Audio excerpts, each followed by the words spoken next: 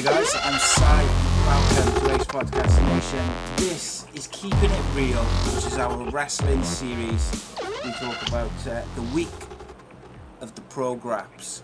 It's gonna be a slightly shorter show today, so we're gonna kind of scoot through everything, give our opinions on the latest news, talk about Andrew's update, and then get out of here. But joining me as ever, talking the wrestling from around the world, is Post Wrestling's writer and interviewer, the man writing the best wrestling updates in the world, Mr. Andrew Thompson. How goes it, my friend?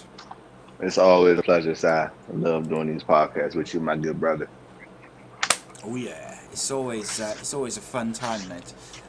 Talking of good brothers, did you watch Talking Shop Mania? I watched it. I liked it, bro. I don't see why everybody was complaining about it. Like they never said it was gonna be a serious show. Like shit was meant to be like like a big joke, and it was funny. I enjoyed it.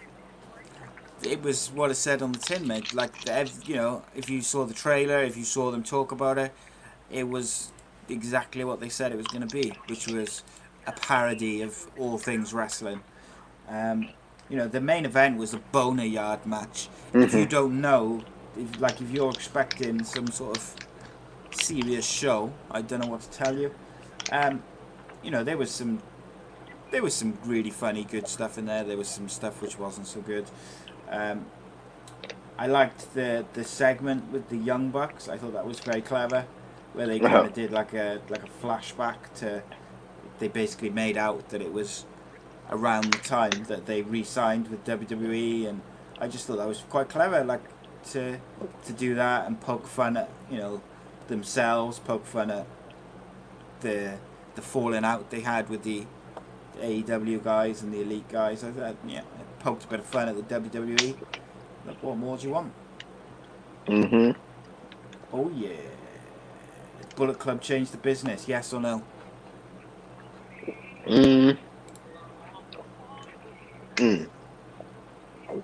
I was drinking some water, my bad. But yeah, for sure. Billy Club definitely changed the wrestling business. Not even a question. Yeah, they certainly changed it for independent wrestlers, and even like wrestlers coming in to WWE. I think because of the Bullet Club, they would get those guys coming in. Well, even the guys which weren't going to be top guys were getting paid big money. And WWE was going to throw the bank at every single member of Bullet Club, but they did actually. So. Well, I think at one point they tried to buy the rights. When I think they tried to buy it twice actually. They tried to purchase the rights, if I remember off the top of my head, when they signed Finn Balor, and then there was even talk of a lawsuit where they were going to try and basically say that Finn Balor came up with the idea for it and everything, and he should be the owner of the IP. It was never going to happen, but they were the rumors. I don't even think Finn Balor would do something like that. I don't even think he would agree to some shit. Finn Balor don't even seem like that type of dude. Finn Balor was promoting Talking Shop Mania. Yeah. No, I don't think he would have gone down that route. But they was the rumors at the time, and then obviously when they signed the Good Brothers and AJ Styles, that rumor popped back up, and I think they wanted Tama Tonga at the same time, didn't they? And I think Tama Tonga almost signed with them.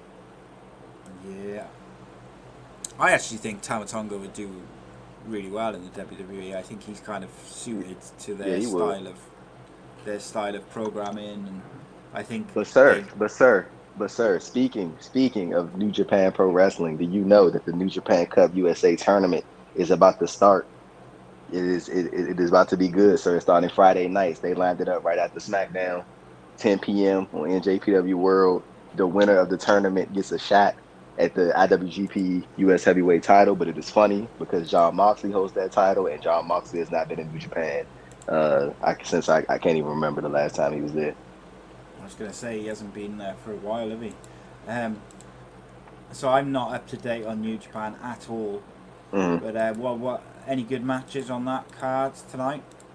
The New Japan Strong shows that they've been doing, and those are always like really solid matches. It's like, and it's not just like going out there wrestling. They do like little storyline bits and stuff like that. Like it's not just straight professional wrestling. Like it's some good. And the guy David Marquez from Championship Wrestling from Hollywood that works for NWA Power. He's co-directing the show, and Okay. yeah, the whole Championship Wrestling from Hollywood team is producing it. So it's like not, it's not just straight professional wrestling. Like they got storyline stuff, backstage segments. Like it's a good show. It's only an hour, like hour or Yeah. something like that. It's a good show. It's a good tune in. Like Sounds honestly, yes. it's Sounds like interesting. honestly, it sounds like it replaced NWA Power, like on people's like weekly television wrestling Yeah. watch. Like it's good. Like I really think you should check out like a couple episodes. Like it's like TJP, Jeff Cobb, Carl Fredericks, Mysterioso. It's a bunch of guys on there, man. It's a real good show. I like it honestly, and it's quick. It goes by fast. Yeah, I might check that out. That does sound really interesting. So we're going to whip through the TV and stuff. We'll start with SmackDown, but before we do, I wanted to ask you about the earnings call with Vince McMahon, which was this week. I found it fascinating. I've only listened to little bits of it, but I've never remember any of these investor calls, the people who ask the questions being so interested in things like creative and and ratings and stuff. Like Vince got a bit of a grilling from those guys. Do you think that's kind of shows the systematic problem that we've discussed on the many an episode? You mean systematic problem within WWE? Yeah, for sure. Yeah, I mean, Vince is like Vince kind of sounded disinterested to me during the call. Like it sounds like he like checked out like a little bit. But I mean, that's just WWE's thing. Like it's the ratings. But I mean, like me personally, and I know I never gave a shit about the ratings. I never have, No. and I never will. Like, but I mean, I check it out for like work purposes, but I don't really care about it. But like, I mean, But I, they do. It's just the time we in. Like, I don't think people are like really tuning into professional wrestling right now, and like like I mean, just imagine how many viewers like NXT and AEW would be pulling if they were on different nights. Like AEW almost cracked a million million, this yeah. week. Like just imagine if they weren't competing against NXT, they probably would have had like 1.2, 1.3. If NXT went competing against AEW, they probably would have had like 900K, 1 million, 1.1, 1.2. Like, but I mean, as far as Raw and SmackDown, like I just think people like are just disinterested in what's going on. So I mean, they Yeah, need to for do a sure, better man. job of like presenting stars, like. Well, But I mean, we've talked about this numerous times, haven't we? They've seemed to have forgotten how to tell long-term stories and create new stars. However, I've never heard one of these investor calls where they've kind of talked about creative and they've mm. asked about creative, which, Yeah, I think that's due to because remember when they announced Paul well, Heyman was gone. yeah, and I think that's one of the issues they probably had is I think it was on the last investor call. There, Vince McMahon said the reason for the low ratings was Paul Heyman was building these new stars, so they're expecting low ratings because they're new guys. Obviously, he's fired Paul Heyman, and a lot of those guys are now not being featured. However, I'll just touch on SmackDown very, very quickly. It was not great. There was some little bits which I found interesting. I do like watching Baron. I'm not a massive Baron King Corbin fan, but I like Baron Corbin's ring work. I enjoyed his match with Drew Gulak. I thought that was quite interesting. Big E picked up another win in singles competition. There was something else which I enjoyed as well. Yeah, Mandy and Otis are back, but then they restarted the Sonya Deville and Sonya Deville and Mandy feud, which I was like, oh really? But she cut her hair, I think, if I remember memory serves me. Are you excited to see that feud restart? I'm ready to see Sonya get a championship, Yeah, so I'm ready for it. she should have already had it, man. She was a super talented girl. Um, SmackDown didn't do it for me at all last week. Although I always enjoy a bit of Bray Wyatt. I was surprised to see Bray Wyatt give Alexa Bliss the mandible claw to finish the show. Were you surprised when that happened? Yeah, for sure. Like, but it was. I mean, you.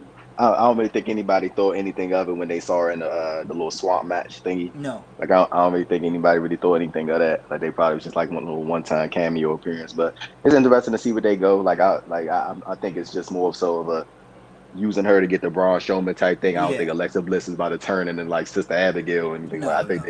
I think they just using her to further along the storyline because I think Alexa Bliss does very well as far as like Character work. the character work, and I think people are just interested in Alexa Bliss, so I think they'll tune in to see her. So They've teased a bit of friction between Nikki Cross and Alexa Bliss the last couple of weeks. Obviously, they fought each other to get a shot at Bailey or Sasha, wasn't it?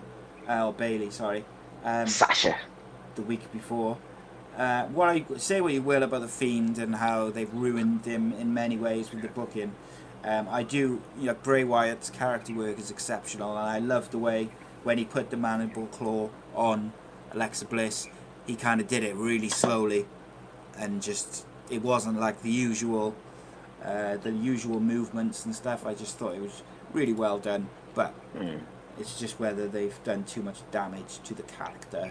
But it was certainly one of the more interesting things on SmackDown. Now Raw was interesting. I liked it. I thought, right, so I've seen people, in my opinion, some out of touch people, by the way, on various certain places, podcasts, websites, shit all over this show. Now, It was good, bro. What annoys But me? that WWE, they always do their best work when they got their back against the wall. I don't know why it's like that, but like when they literally have nowhere else to go and like they know it's a high pressure situation, they always put on these type of shit. I don't know why they just can't do that shit every week. Like, but it's what they've always done better with competition, because it's like they rest on their laurels or some shit. I don't know what it is, but like I've seen people. Wait, before we get, can we talk about the Hurt Business, man? Carrying that show. You see these three black men? These three black men carrying Monday Night Raw. My goodness, I love to see MVP is just on fire. MVP. And do you know what, man? Did you hear that? Kenny King said that MVP Lashley and Shelton like hitting him up, asking him about when his contract is up with Ring of Honor. Good shit. He'd be a good addition, man. I still want Ricochet in there though. Yeah, I think they could do some real. Can you imagine if they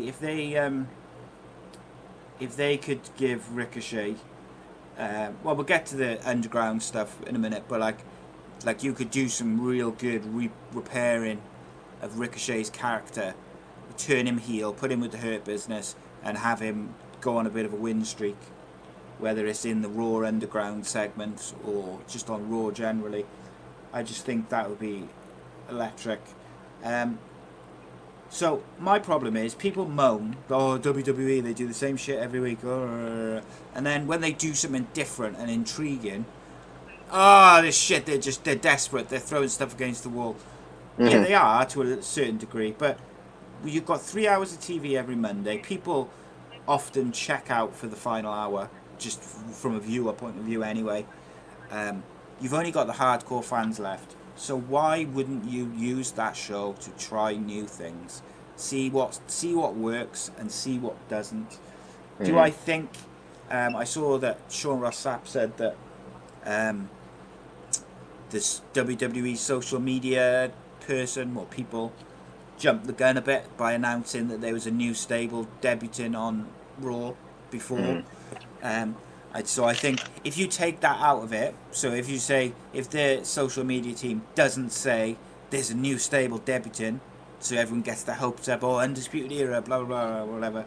If you just run that segment where you've got all the flickering lights and then you have that CCTV clip of 5 guys or 4 guys and a girl throwing like a petrol bomb or whatever at the generator, that's intriguing, that's interesting. But I think people... You want to know... Oh, you go ahead, finish. I was just going to say, I think people shit all over it a bit because they were promised the new stable debuting and then it was just that. Do you know what I mean? So, like, if they hadn't said that, I feel like people would have been maybe a bit more on board with that. What do you think about that? Could you... can I ask you a question quickly, though? See if you've heard anything. So I saw on social media some people... saying, and I think it was Jimmy Van said that he's kind of may have heard that they might be running like an Antifa type angle, or like a to like fit in with the real life protests. Now I've No, got to because say, WWE just said in that press release that they told Ryan Satin in the Pro Wrestling Sheet that it's not meant to be political. So people just took that however they took it and interpreted that as Antifa. They never said that right, okay, directly. They just said it wasn't meant to be political. So people just took that and just ran with it. I don't think. I got mean, you, it could be Antifa, but I mean, honestly, I think the people under the in the group is just like evolved talent. got you. Oh yeah, That's what I think. I I think think if it's they evolved did try talent. and link it to like you know, like current events and from that side of things and protests and things, that's gonna That's not that's a smart. bad idea. That's not smart But at all. yeah, but equally, I think if you just run it as like a chaos, like Yeah, type, like a just a stable coming in and causing chaos. just rebels, man. That's all. Yeah, Don't try to like mimic what's going on. yeah, It's real shit yeah, going on in the world, man. yeah. Like it ain't You don't need to. people still protesting to this day. Like even where I'm at, like they don't cover it anymore. The news doesn't cover it, but people are like legit still protesting. Yeah, you don't need to either. You don't need to cause.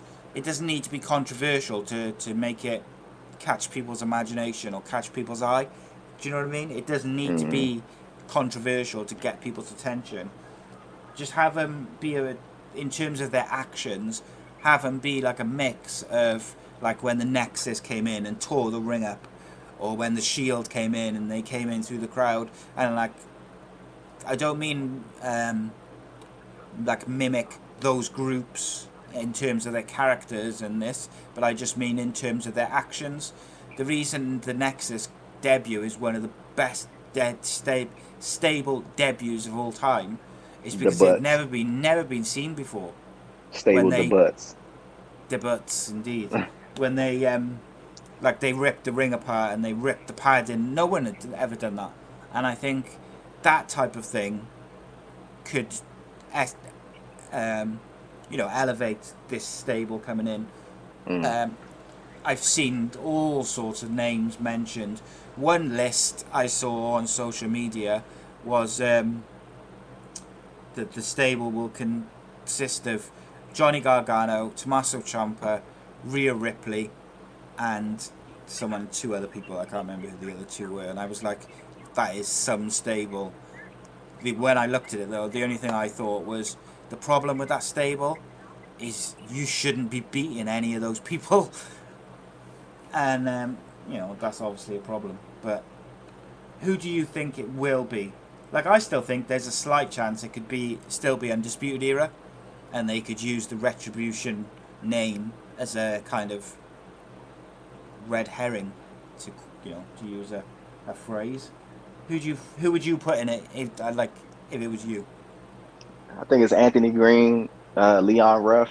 I'm telling you, I think it's just a bunch of Evolve talent because WWE acquired Evolve and they picked up some of the contracts. Like I'm telling you, I think it's just gonna be Evolve talent, so it's gonna be a way to establish a bunch of new people as like these rebels who came from Evolve, and that's gonna be, and they WWE will probably be like, oh yeah, you can check out some of their matches on the WWE Network because that's where all the content's going up. I'm Yeah. telling you, like I think that would be the smart thing. Like, ain't no point in But you do you not having like think that these they like. need the name? If they're gonna do that, they need the name as a No, I don't leader. think. I mean, because when you look at how the Nexus debut, they ain't had the name, but they came in just hot, and then people was like, Yeah, oh but yeah, you let me pay had like attention to these dudes.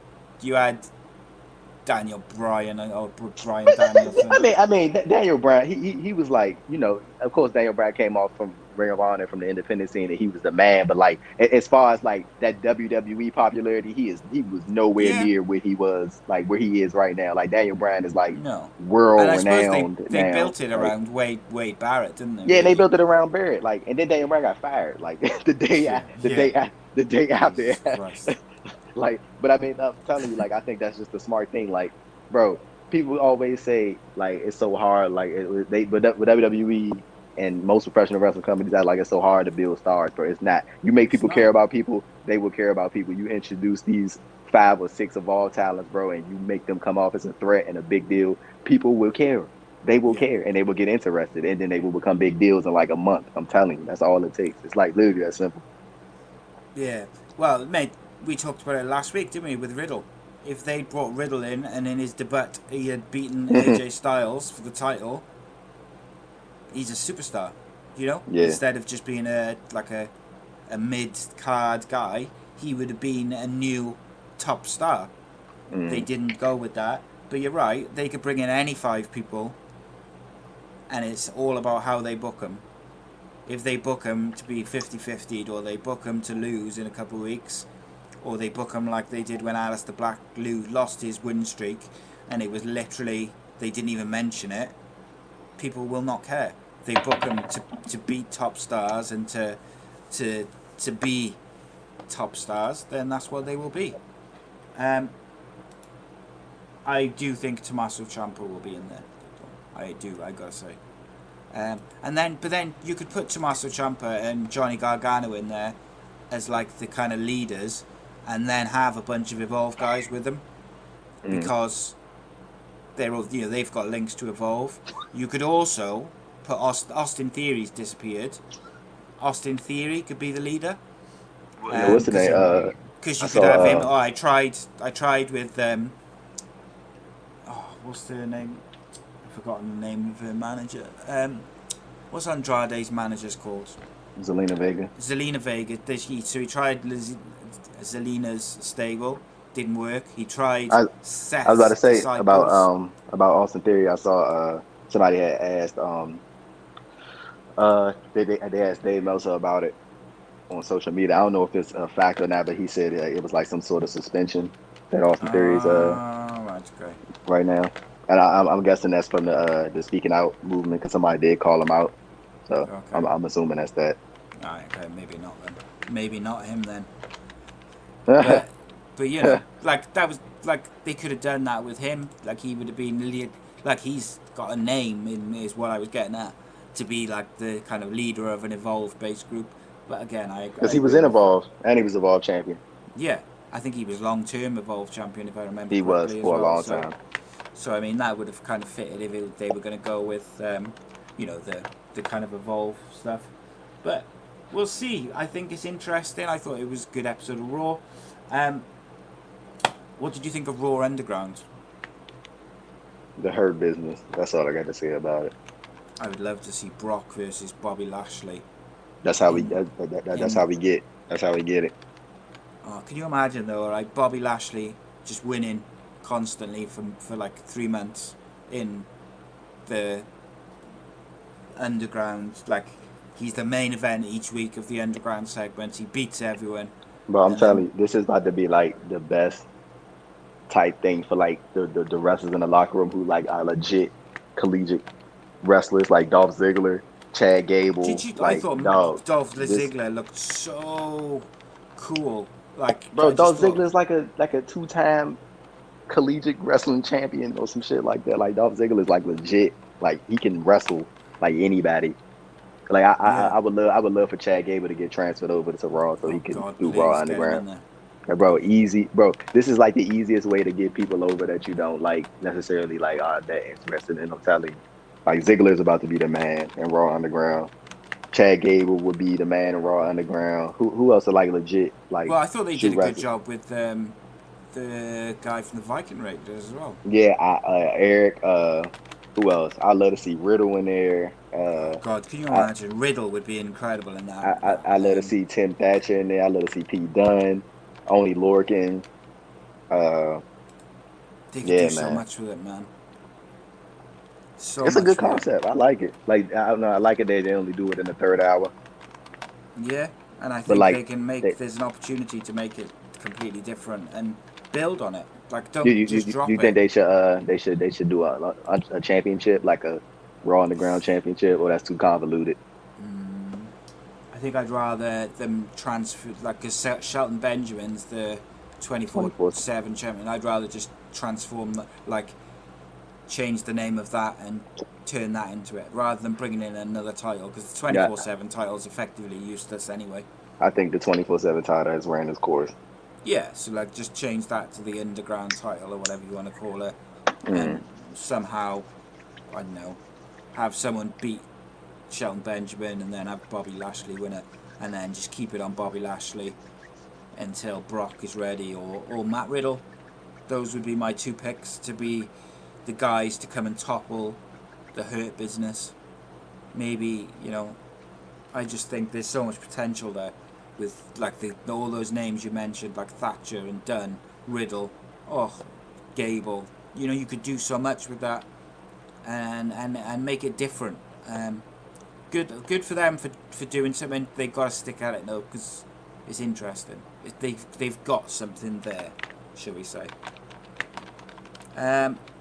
Okay, so we're gonna move along swiftly.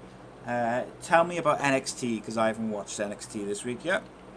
So NXT correspondent Andrew Thompson says. Mm-hmm. No, I'm not co-opted. Can't call me a correspondent. Tried to co-opt me. So I see what you just tried to do. It's all good. But they building up to take over 30. Dexter Lumis got an ankle injury, so he got taken out the match. Right now it's Bronson Reed, Damian Priest, and it's going to be 3 other people decided over the next 2 weeks. They got Dakota Kai versus Io Shirai set up. Of course, we got Adam Cole versus Pat McAfee. That's something.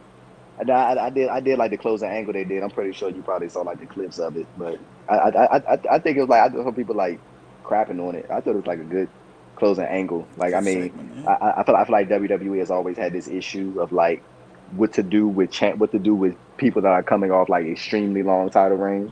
So like they kind of get lost in the shuffle. I mean, at least they doing something with Adam Cole. I mean, I see if he loses to Pat McAfee, that's a whole other thing.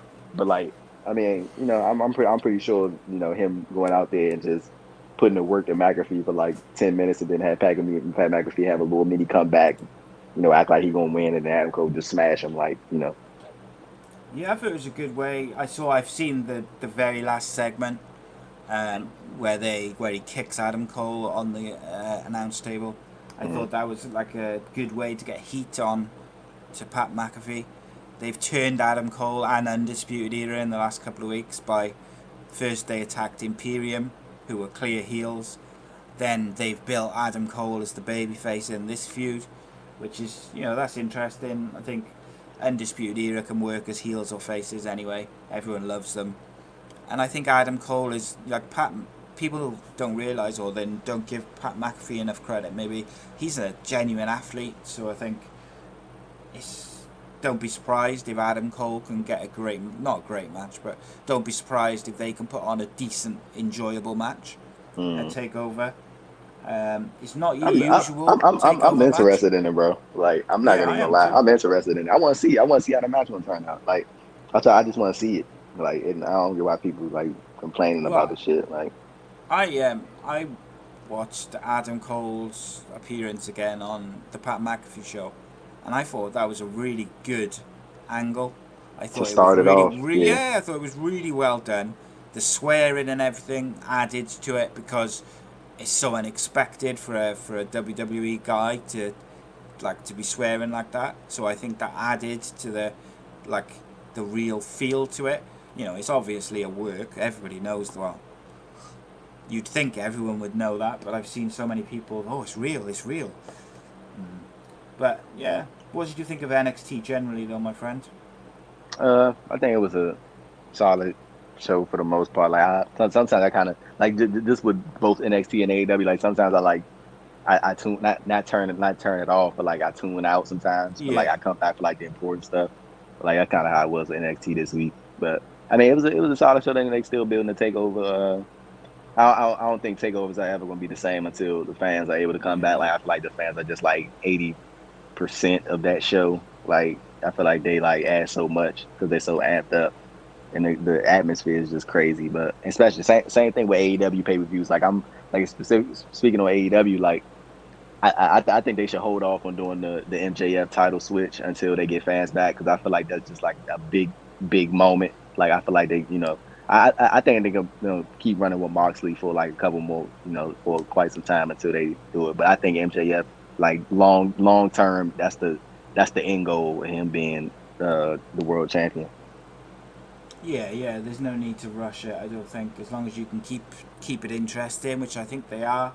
One thing I sort of saw some notes on was that Mercedes Martinez was doing some like run-ins throughout NXT. I think she attack a couple of different people Yeah, throughout the show.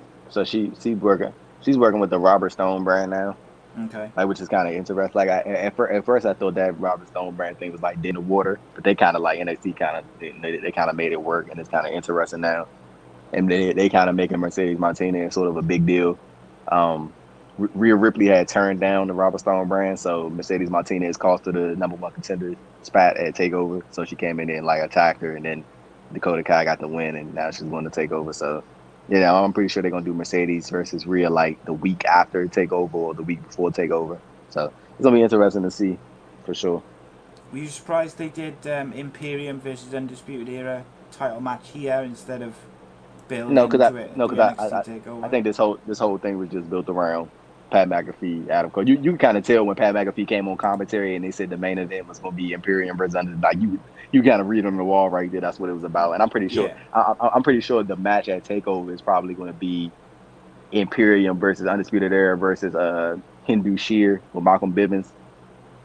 And probably another team. I would say like Breezango or something like that. But and I know they building up Swerve Scott to challenge Santos Escobar for the cruiserweight title. So hopefully that's that takeover and they don't just do them dirty and put them on NXT. I think they should get a takeover spot. I can't even remember the last time the cruiserweight title was defended on a pay-per-view. Yeah, 100%, mate. I would like to see Malcolm Bivens be Ricochet's manager. I've got to say, I think that could be a good move. I think Malcolm Bivens is super talented. And I think he could really help Ricochet. But what do I know? But I think I'm about to say I think one of the dudes from Indy Share, he was the one that leaked the Keith Lee spoiler. Yeah. What was he thinking? I can't even begin to understand what was going through his mind. Like, I think he's a lucky boy actually. That he's lucky that he didn't get into more trouble, because I just don't what was he thinking? Like, It's craziness. So I know you haven't watched AEW this week yet. So I'll give you the rundown. I saw like highlights and clips of it, so I can still talk about it. Because remember, I covered the news, I covered the news. It's professional, aren't you? I thought the 12-man. I was not looking forward to the 12-man tag match. I heard it was a clusterfuck. But it was all right. It was pretty good. There was some good bits to it. Oh no, my bad. That was last week's. My bad. That was the week before. Yeah, the week before. Yeah, my bad. Yeah, this 12-man one was pretty good.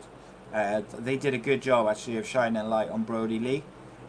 Whilst they also they furthered the Hangman and FTR and Kenny Omega storyline, because Hangman left with FTR because one of them was injured, and then he came back, and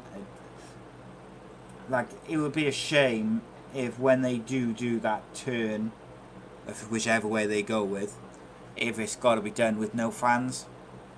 But and it probably will have to be with no fans. But they have built that storyline up so well. Do you know AEW actually has fans in the crowd though? Do they? Those people in the back, they're fans. Oh, are they? I thought they were just. No, they don't get tested. They stay in the upper bowl. I did not know that. Yeah, those are like legit fans, bro. But they stay far away from the wrestlers. Everyone. From everyone. Like, yeah, they are. So some of them are, but like, yeah, that's why they so spread out. Like, you see some of them on the top of the little thing up on Davies Place, and then some of them are like in the middle section. Yeah, they stay far away from people. No matter, I do think they get tested. I think so. I've read that somewhere, but yeah, those are like some of them are like legit fans. Okay, that's interesting. I didn't know that.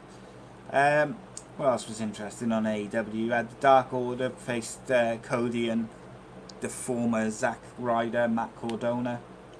What do you think of Matt Cardona's debut in the AEWs? They need to keep it exactly what it is, like a per appearance thing. I don't think they need to sign him at all.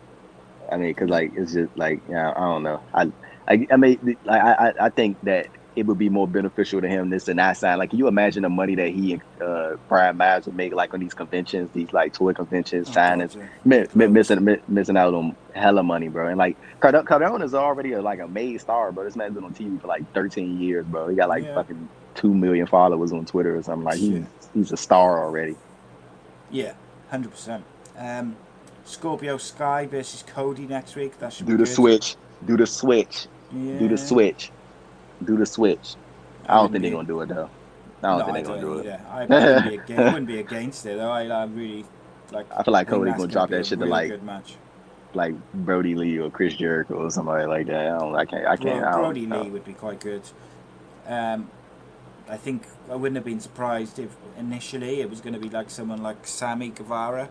I don't think they will do that now. Nah, however, Sammy fucked that up for himself. Yeah, and if they end up turning Cody before he drops the title, obviously that opens up a few different things. Like you could put it on Orange Cassidy or someone like that. Orange Cassidy versus Jericho, the debate with Eric Bischoff as your moderator. It's not really my cup of tea. However, I did think it was very good in certain points, and it certainly furthered the match and the story.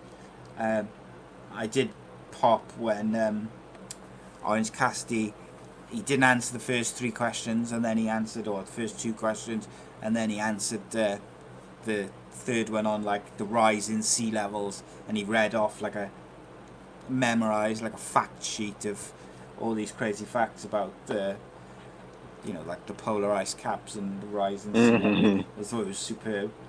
And he cut a good promo at the end as well for the last question, and then Jericho and Jake Hager beat him down, which they should have, and it kind of makes you want to see Orange Cassidy win. Do you think Orange Cassidy will win next week, mate?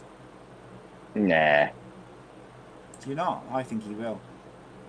I think I was expecting Mike Tyson to cost Jericho the match, but Mike Tyson's obviously got a fight coming up, so I don't know whether he'll be down. Special shout out to Matt Hardy, who got his head, I think he had 17 stitches, was it, mate? Yeah. Jesus. Guevara through that shit, squared his head. So bad. Sammy can't stick out the way.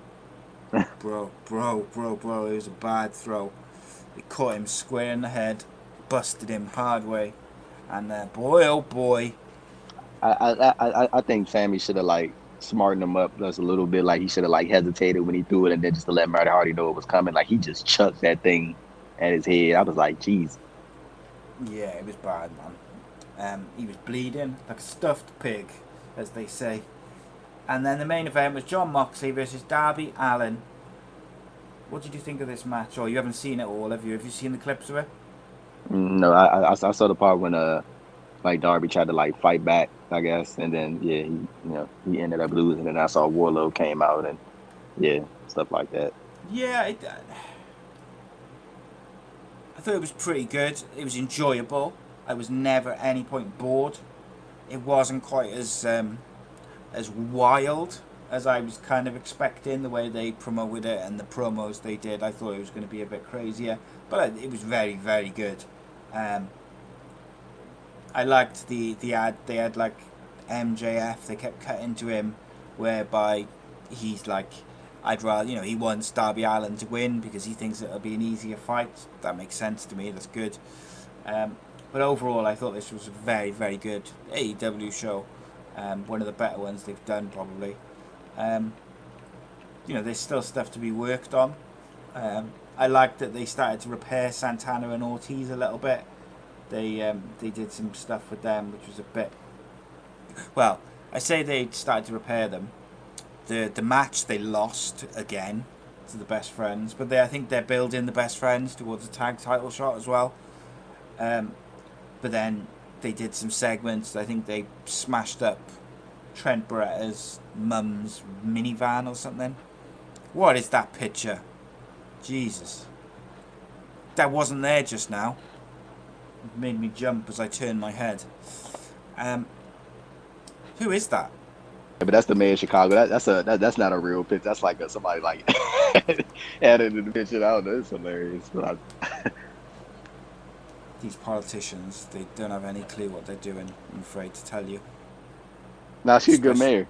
is She's a she? good mayor. Yeah, She's she's a one of great the mayor. few. A She's great one of the mayor. few good mayors. The one in Florida, I look at these figures they send out in Florida each day, and I think, Who Jesus Christ. who is Boris Johnson? Who the hell is that? That's the Prime Minister of the UK. I He is see him get equally useless. I see all the people that live in the UK always grilling him on Twitter. It's hilarious. Yeah, they hate him. Everybody hates him. But overall, a very good week of wrestling, my friend. Again, I think AEW and NXT have really been in their groove Oh, these have last you? couple of months. I was going to mention to you about New Japan. Did you hear about the new championship they got? No. You haven't heard about it? They need another championship Mm-hmm. quickly. What have they got? It's called the King of Pro Wrestling Championship, and Okay. it's not like an actual title. It's like a trophy type thing, and it resets every year.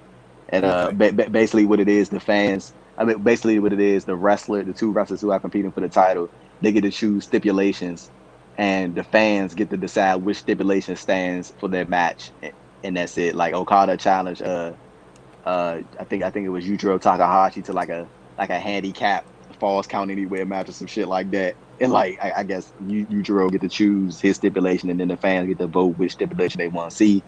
And yeah, that's basically it's like it's convoluted as hell, bro. I don't think New Japan really needs it, but um, They're like probably just trying to get spice people up, yeah. involved in it, aren't Like they? like it's like they could do like ladder matches and steel cage, man. You don't see that stuff in New Japan a lot, so I'm guessing they trying to spice things up. But Yeah. they about to run a stadium show next month. Well, this month. That's what you want, mate. This is what you get those fans back in the stadiums.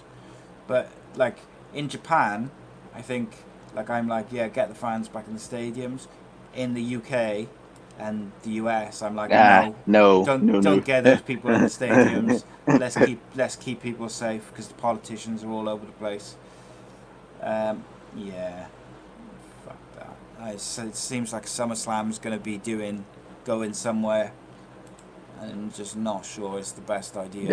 They saw like I'm guessing it was like rumors out there that they were going to try to do it in Atlantic City, New Jersey, on that Yeah. August 22nd weekend. It was so funny because GCW, they had that show, they had that spot already booked that they do in Atlantic City, and I guess that Beyond Wrestling I guess they got together with Beyond Wrestling, and Beyond booked the spot for that weekend. So I'm guessing they just like, nah, WWE, it ain't happening, buddy. It ain't happening. It ain't happening. Don't think y'all gonna come over here. So Yeah, can you imagine SummerSlam on a boat? I'd rather. I just think it's dangerous, mate. I really do. Yeah, that's dangerous as hell. I don't think that's a. It's bad news, brother. Okay, to finish this off, tell us what was in your update. I don't even remember, bro. But I know Vegan Guerrero signed with AEW officially, so that was There was something good. about Umaga as well. Yeah, it was Armando Estrada told this story when Umaga threw a chair at this fan's head at a live event on accident. It was hilarious, and then the fan was like happy about it. Like when he got hit with the chair, he was like, yeah. And then they make sure they give him the merchandise so he wouldn't file a lawsuit. So Jesus. yeah, that was a thing. What else was in the day from Tuesday? I can't remember. So much stuff in it, see? So much good stuff that you cannot keep track. But it is excellent. I'll tell you some stuff now because I retweeted it. Xavier Woods talked about his Achilles injury process. Vicky Guerrero officially signs with AEW. Umaga accidentally thrown a chair at a fan. Jericho suggested the Private Party change their theme. Oh yeah, that was one. Zicky Dice, NWA, JR plays as Jackie Moore, and more. Yeah, check it out at postwrestling.com. There it is. Whoop. And that's us, mate, because we've whipped through the week's wrestling. It's just a short show this week. Go watch And NJPW Strong Side. I'm gonna check in with you tomorrow, and I'm gonna make sure you watch it. Go check at least one episode, not the whole. I ain't expecting you to binge the whole damn thing, but at least one. You gotta see one. Like you gotta see one. It's really good. It's entertaining. well, is it on a New Japan World? Yeah. Yeah, it's on in Japan World. All right, I'll have a look. I'll have a look tonight. I'll have a look now. I think they put some of the clips on YouTube too. Like I think they put like not a whole matches, but like just watch like I guess like 10 minutes of just the like matches. Yeah. I'll have a look now. I'll have a look now because I'm going to bed because I'm in the pain ski. So I'm going to go and I'll have a little look at New Japan Strong. Follow Andrew Thompson at AD Thompson __ Follow me And go check at out that interview with Fred Yehi. _Nation and check out Andrew's interview with Fred Yehi. YouTube.com/Andrew Thompson interviews for Custom URL. Custom URL for the best interviews in wrestling. The best of the best, as it were. Do you have anything else you'd like to plug, my friend? Go serve the A.C.E Podcast Nation YouTube and go check out the Danny Campbell Show, the GOAT. 1,000 views, 2,000 views a week, 2 legends on the podcast, and you can watch them on Twitter live. Yeah, live on Facebook, YouTube, and Twitter in HD. Every week, 4 shows a week, because I'm a busy man. Check it all out. YouTube.com/A.C.E Podcast Nation. There's podcasts on all sorts of subjects with all sorts of exceptionally talented and interesting guests. Andrew, it's been a pleasure again. I enjoyed this podcast. This is one of my favorite ones that we did. I always have a good time, my friends, because you always cheer me up. I will see you hopefully next Friday. Yes, sir. Next Friday.